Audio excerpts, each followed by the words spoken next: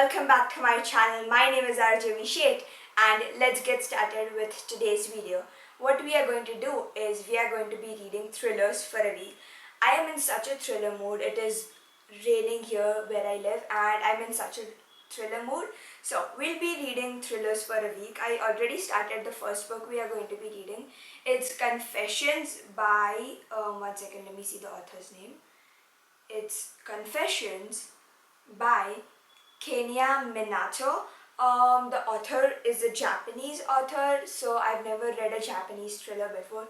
People rave about this book. People say that the main character is a Japanese woman. She's a teacher and her child was murdered by someone in her class. So now she's telling the class the story about how she discovered who murdered her children and stuff like that.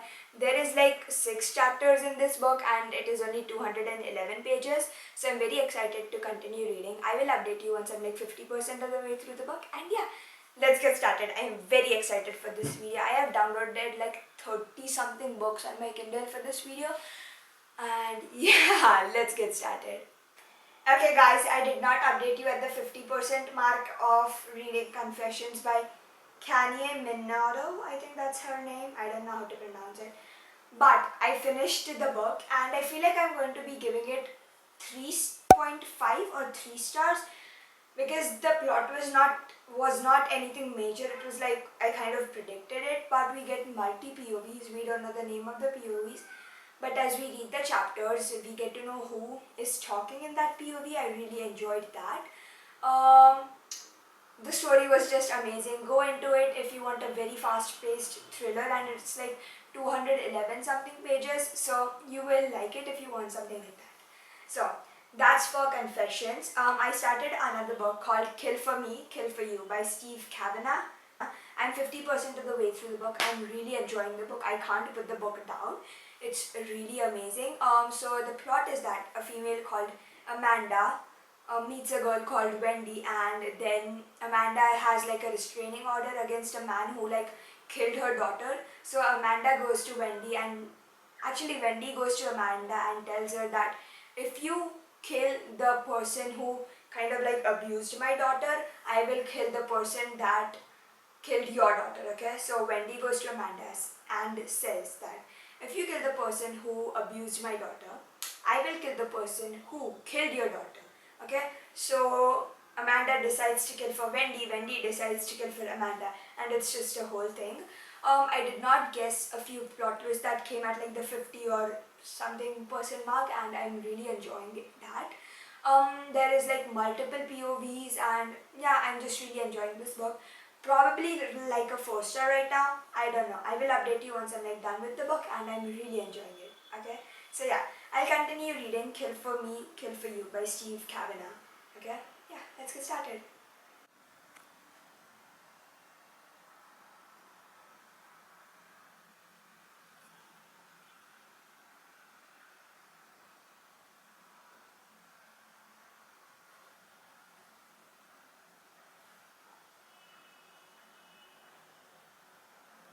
Okay guys, I finished Kill for Me, Kill for You by Steve Kavanagh. I feel like I'm going to be rating that book 4 stars because I was definitely shocked by the plot twist. I really enjoyed the book.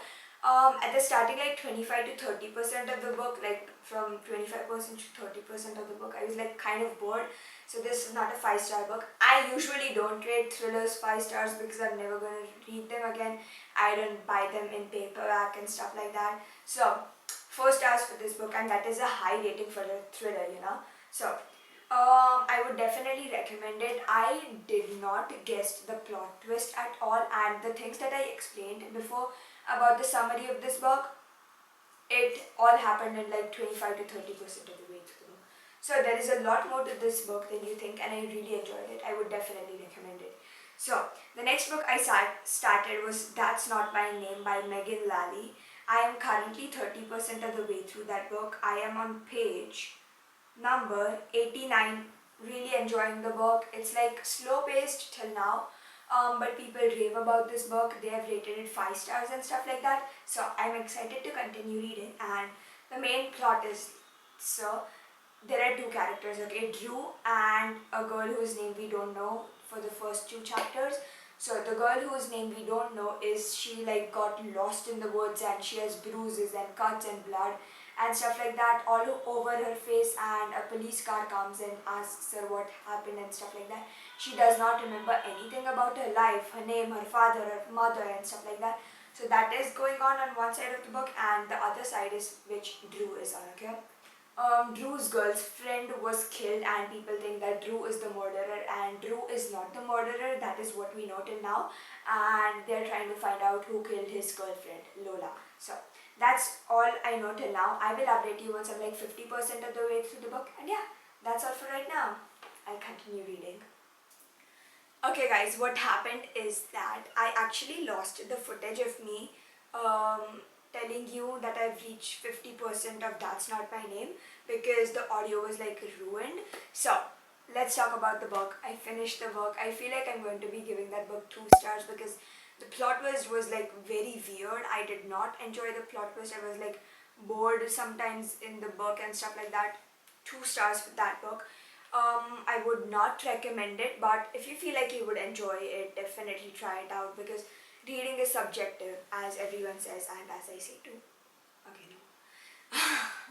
So That's Not My Name by Megan Lally. I feel like I could pick up her other books, but I don't know. Right now, I'm not going to pick up any thrillers soon. I want to read some fantasies now. So yeah, that's all for today's video. Okay. Comment the megaphone emoji to let me know that you watched till the end of the video. And yeah, that's all for today's video. Stay connected for next week's video, and I'll see you in my next video. I love you all.